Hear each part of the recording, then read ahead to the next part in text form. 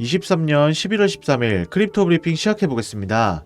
영상 하단에 크립토피에서 무료로 운영하는 카톡방, 텔레그램방 링크가 있으니 차트 분석, 코인 시황, 주요 일정 체크, 향후 전망 등 정보력이 모자라신 분들은 링크 클릭 후 내가 체크 못하는 세부 정보들 공유 받아보시기 바랍니다.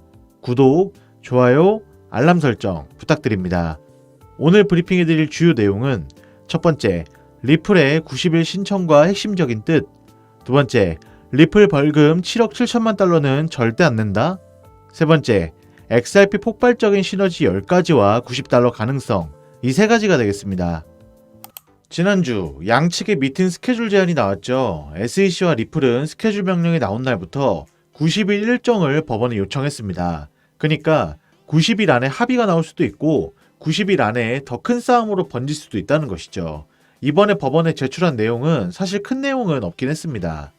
제출된 내용은 말 그대로 90일 일정을 법원에 요청하기 위한 내용이고, 이러한 제출 내용은 본질적으로 합의 가능성을 직접적으로 보여주진 않았지만 합의는 어느 단계에서는 발생할 수 있고 소송 절차와 함께 진행될 수 있는 부분이니 합의 협상에서 우위를 점하기 위한 전략적인 포지셔닝의 일환으로 보시면 되겠습니다.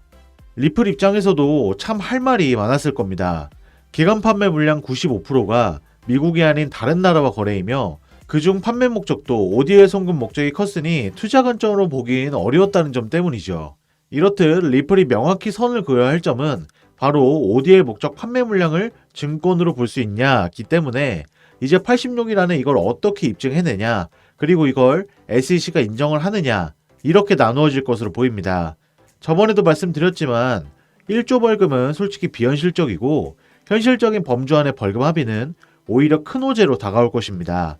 이런 추측과 제출 내용을 봤을 때 86일 안에 소송 합의 가능성도 있구나, 이 정도로 체크하시면 되겠고, 담당 판사인 아날리사 토레스 판사는 이 요청을 검토한 뒤에 날짜를 정리해 줄 것이니 이 부분도 꾸준히 체크해 드리겠습니다.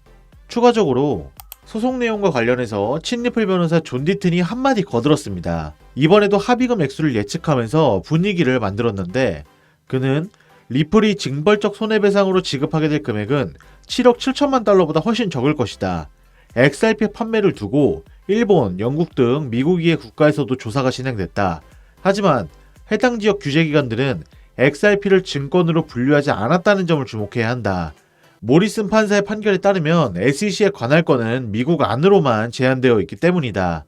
특히 리플에 대한 SEC 소송은 사기가 아닌 규제 불일치에 따른 것이다. XRP 판매는 대부분이 미국 이해 지역에서 이루어졌고 공인된 투자자들과 관련이 있다는 점을 고려하면 징벌적 손해배상의 가능성은 아무래도 크게 줄게 된다 라고 설명했습니다. 그의 브리핑 내용을 보면 알겠지만 이건 리플 투자자들 입장이 아닌 일반 투자자들 시선에서 바라보더라도 합리적인 얘기를 하는 것이라서 존 디튼 말처럼 대폭 낮춰진 벌금으로 진행이 될지 아니면 이대로 SEC 의도대로 징벌적 손해배상을 청구할지 지켜봐야겠습니다. 이와 더불어 여태 SEC에게 벌금을 낸 대형 프로젝트들의 사례를 한번 확인해 볼 것인데, 블록미디어 유튜브를 인용해 보자면 큰 금액으로만 따져봤을 때 첫 번째는 크라켄. 지난 2월 10일 암호화폐 거래소 크라켄은 암호화폐 스테이킹 서비스를 즉시 중단하고 SEC의 합의금 3천만 달러를 납부키로 했다고 발표했었고, 두 번째, 블룸 프로토콜. 지난 2022년 8월 10일 SEC는 암호화폐 스타트업 블룸 프로토콜에게 토큰을 등록하라고 요구했고, 안 그럴 경우 3,100만 달러의 벌금을 부과하겠다고 했습니다. SEC는 결국 블룸 프로토콜에게 토큰 발행 금지령을 내렸고 미등록 암호화폐 ICO 혐의로 기소가 됐죠. 그리고 세 번째는 테조스. 2017년 테조스의 문제는 창업자와 재단이 갈등을 빚으면서 테조스 메인넷 런칭이 늦어지고 투자자들이 오랫동안 테조스를 받지 못한 게 원인이었죠.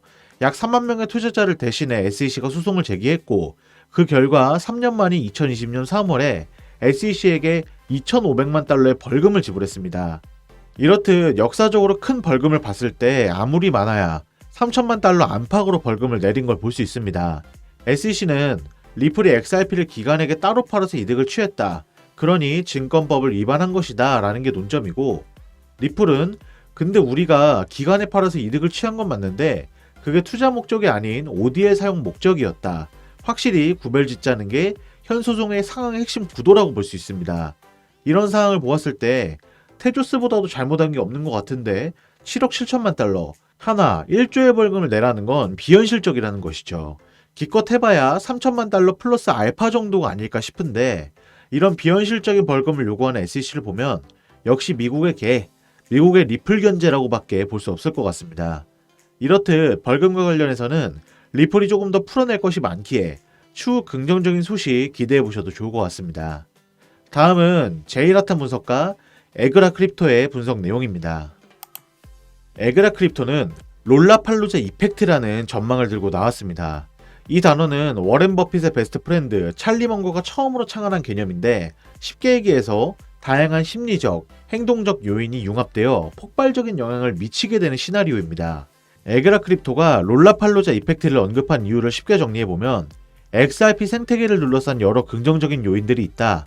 이런 긍정적인 재료들 10가지를 선별하면서 여러가지 심리적인 행동적인 힘을 증폭시키면서 XRP를 폭등시키게 될 것이라고 언급했습니다. 10가지를 체크해보면 첫 번째, XRP 규제 상태. 비트코인을 제외하고 미국 법원의 규제 명확성을 인정받은 유일한 디지털 자산이다. 두 번째, 다양한 전세계 은행과 기업들과의 파트너십. 세 번째, 기관 플레이어의 채택. 네 번째, 상호 운영성 및 결제 제공 기업과의 통합. 다섯 번째, 소매 및 기관 정서에 미치는 영향력 향상. 여섯 번째, 국경 간 결제 솔루션. 일곱 번째, 금융기관의 운영 비용 절감. 여덟 번째, 소액 결제 일상적인 사용. 아홉 번째, 향상된 유동성과 시장 깊이. 열 번째, 결제 제공 업체와의 다중 통합. 이렇게 10가지를 언급했습니다. 이 모든 것들이 XRP에게 폭발적인 시너지를 보여주며 XRP 시세를 급등시킬 것이라는 얘기를 하면서 그는 XRP 목표가 90달러라고 합니다. 에그라 크립토가 XRP가 0.65달러 돌파 지지를 확인한 뒤에 다음 목표 가격으로 1.1달러, 이후에 1.4달러를 돌파하고 이 같은 패턴이 지속되면 궁극적으로 90달러에 도달할 것이라며 이런 낙관적인 전망의 근거는 XRP가 마지막 정점 기준으로 68개월 축적 기간을 거쳤다는 점을 언급했습니다. 현재 리플은 리플 세일에서 기대감을 충족시키지 못해 하락을 면치 못하고 있는 상황이지만 단기 투자를 노렸던 투자자들만이 우울해할 뿐이고 이미 꽤 근사한 평단가를 가진 분들은 걱정이 오히려 없을 것이라고 생각이 들고 현재 시장은 불장이 끝나진 않았기에 실망은 아직 이르다 이런 말씀 드리고 싶네요. 이상 오늘 브리핑해드린 내용을 간단히 한 줄로 요약해드리면 첫 번째, 리플의 90일 요청 86일 안에 합의 가능성 무시 못한다.